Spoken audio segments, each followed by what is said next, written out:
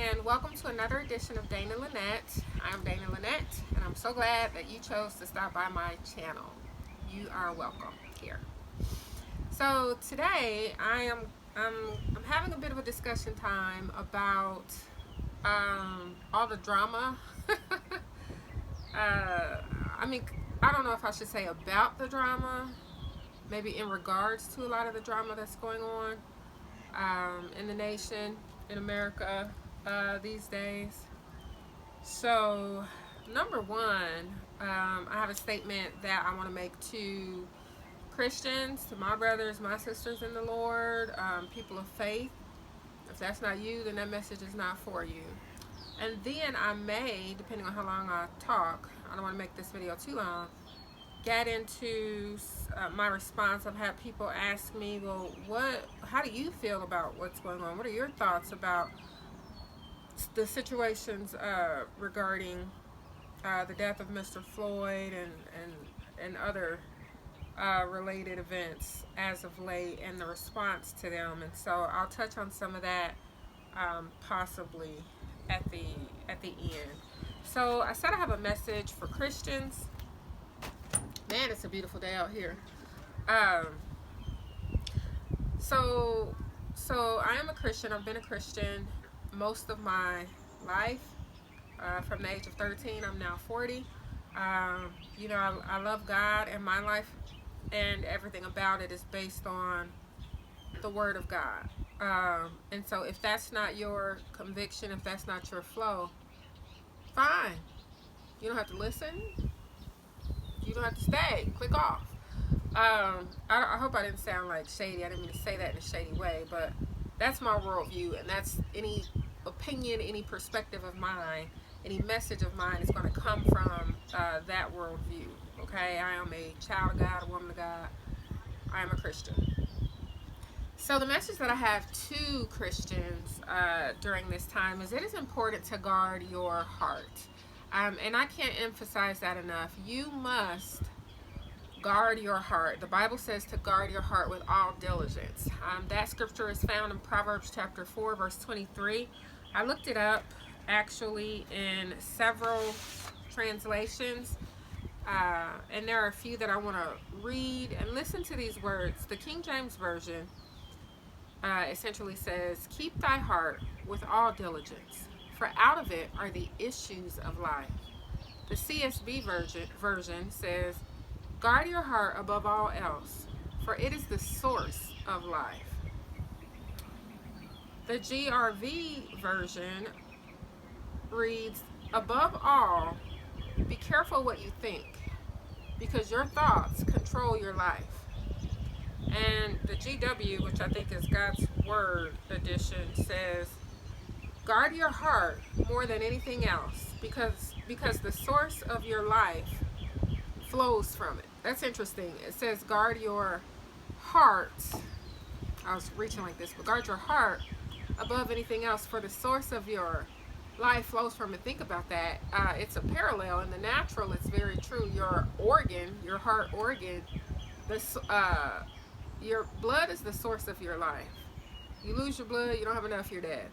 Your heart pumps, right? It's the organ in your body that controls the circulation, or kind of is the mechanism by which the blood flow and circulation is controlled. It's the control center for that. Out of your physical heart, the organ flows, the source of your life flows blood.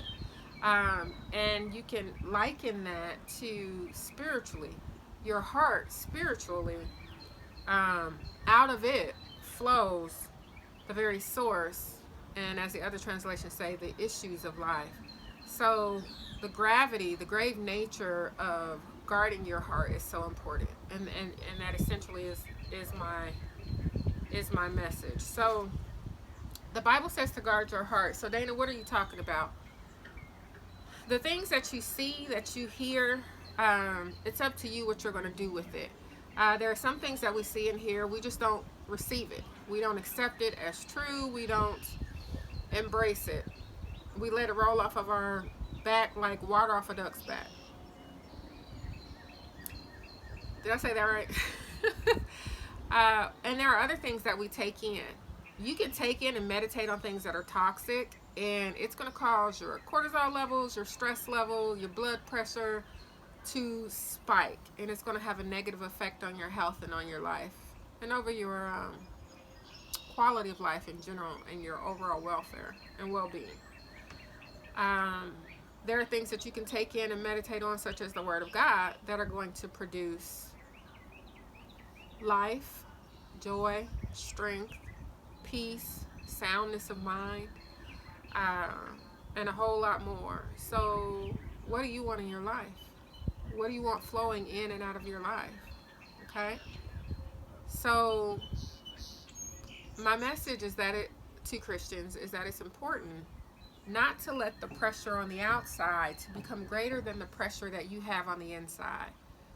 As a Christian, you should be so full of the Word of God that when all of the pressures of life that come against you, they're not going to cause a collapse. If that makes sense, you can stand the pressure. Why? Because there's a greater pressure on the inside that will press against that pressure.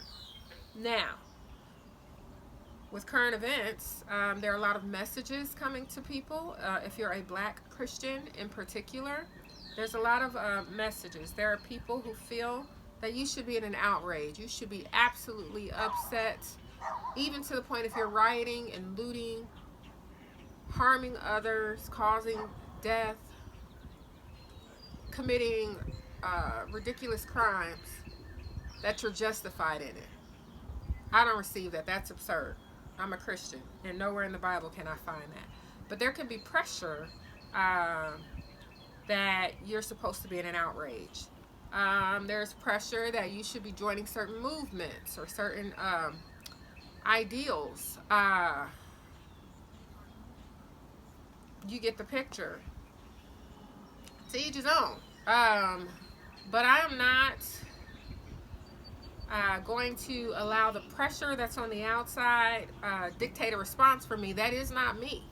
Okay? So I'm not advocating violence. I'm not treating people some kind of way. I'm not looking to demand that people's ideas and opinions of me be adjusted. Like, who am I to control what's in somebody else's mind, heart? You can't control my opinion about you any more than I can control yours about me. All right, I don't want to start rambling. Let me stay focused. So my point is, you have to be careful. So for example, I attend a predominantly white church. My pastor is a white man. He's been my pastor since the year 1998 or 1999. And he has been one of the foremost voices that God uses to speak into my life, to the point that if I am going to make a potentially life-altering decision, you know, if I want to marry somebody, or if I'm going to move geographically, or if I'm going to invest significant amounts of money, etc., etc., you know, important decisions or decisions that would be important to my life, I would consult with him and take his advice. If when he's ministering from the pulpit, I take a lot of value from what I attach a lot of value to what he says, to the point that I get a lot of direction from my life from the man of God that God has placed, you know, has given me, my pastor. So now am I all of a sudden, if I'm sitting in church and he said he's preaching like he always preaches, now all of a sudden I'm finding these little issues, you know, in my heart. Oh, he said that. Oh, why he say it that way? Hold on. What's your problem? And I'm going through all that internally, whether I'm saying it or not, which I don't deal with that, but I'm just saying, I imagine a lot of Black Christians can. Why should current events all of a sudden have me feeling some kind of way when for, you know, 2 decades that's not been my issue? You see what I'm saying? You have to be careful about how you allow what's external to affect your internal. And so I said that you better guard your heart. I just wanted to use that as an example. There's many more, but the video will be too long. So the other thing, people have been asking me, well, Dana, what is your response? I had a couple people ask me that. How do you feel? without getting overly political, because that's not my goal. I just want to share my opinion. There's a wall, so stay away from me. I find it interesting what's going on now, and for a couple reasons. Number one, the issues that have recently been called to light as potentially problematic: police brutality, racism, whatever. That is not anything new. I mean, I'm 40 years old, and in America, things, in those 40 years, things haven't changed too much in those areas. So why all of a sudden am I supposed to be all up in arms? Um, and what I mean by that is, I have an example. So you guys remember in the book of Daniel, chapter 3, when King Nebuchadnezzar built this huge statue, and he was so full of himself, and he got the idea: when the music plays, the sackbut, the lute, the cornet, the whatever, you bow. The music is your cue. Whenever you hear the music, whenever I give you the cue, you bow down. I use that, I think it's an analogy, it's similar. So it seems like every 4 years, every time elections are rolling around, we get this cue from the media.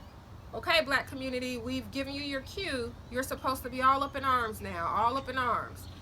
And obviously that, if I wanted to control the black vote, I would, if I was corrupt, I would use that type of tactic, that I'm going to try and sway a bunch of emotion, and out of emotion get people to respond a certain way, to vote a certain way, to create turmoil or whatever, so that I can be behind the scenes doing whatever it is. I'm just saying, that's my thought. So no, I don't respond on cue. This isn't anything new. And that's not to be insensitive to families of victims, but how many victims on a daily basis of all races, of things that aren't right? And so I think that if I'm going to have a response, it's not going to be a response on cue, because I'm a puppet unknowingly, following the whim or the direction of, Geppetto. That's not me, that's not who I am, that's not what I do, and it never will be. So that's for one. I'm not into that on cue. Okay, it's time. Okay, now do that. Do what we want you to do. Get up. No. If I'm going to do anything, okay, it's going to be something. It's not going to be an exercise in futility. I don't believe in wasting my time. It's going to be an action that I believe is meticulously calculated to achieve an end. Okay, so as I look around, and I see uprisings in this city and that city, and this state and that state, but what are you doing? When you look at what you're doing, do you have a calculated plan that is going to achieve a particular end that is actually achievable? Maybe I could get on board with that. If I am going to do something, that's what I'm going to do. So I think that grassroots movements to achieve very specific goals is fine. But when you say, oh, we're protesting, and we're protesting for to end racism, well, that's ridiculous. Racism is a disease of the heart. I don't care about what's anybody's heart toward me. Why should I care?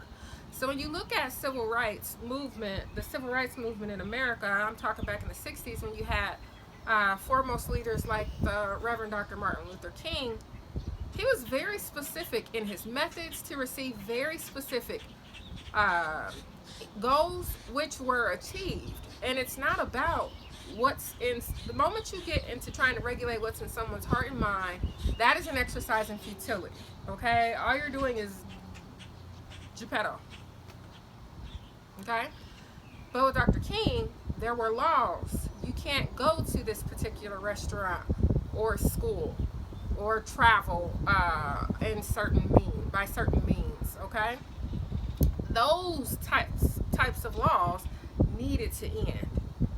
Today, if someone wants to identify a specific goal or outcome, such as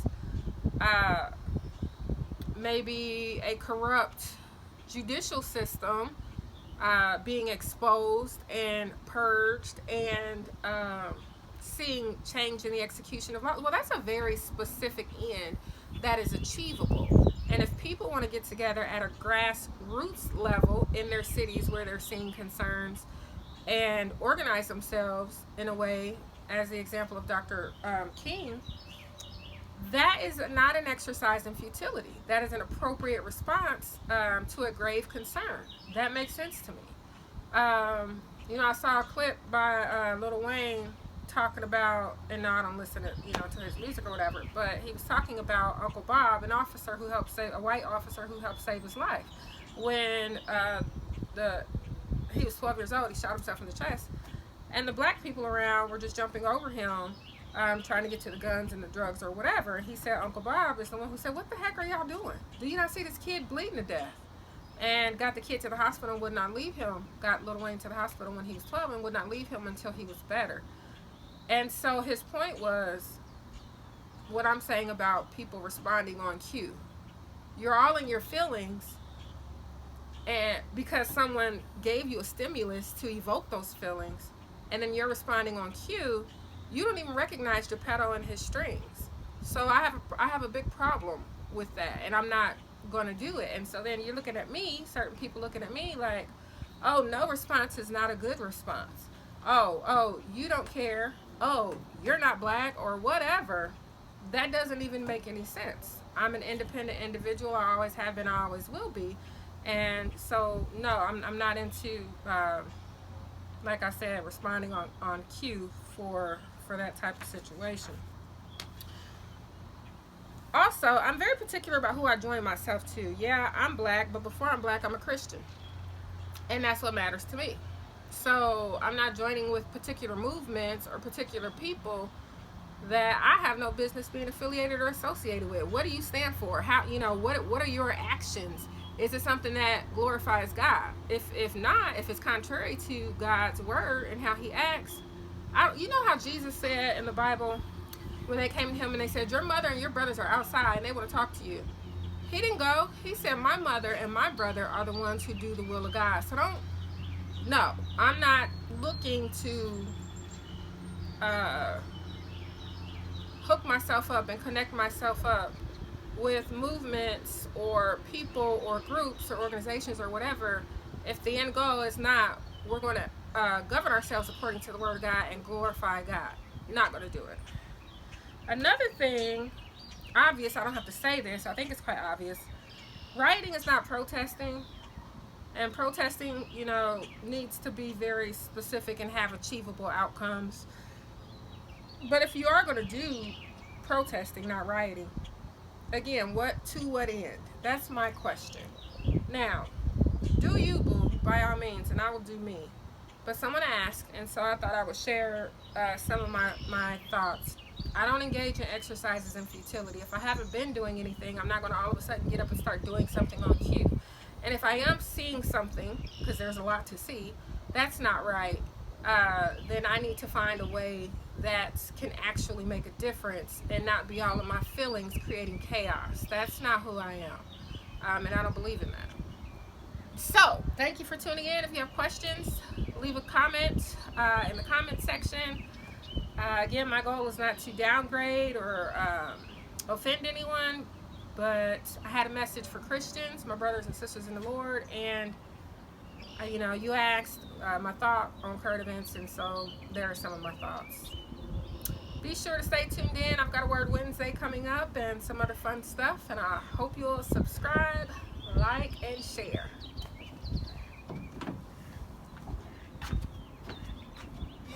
We serve God around these parts. Alpha and Omega, he be finished before we start. The great I am, the one who let us know who we are. Christ the cardiologist created me a clean heart.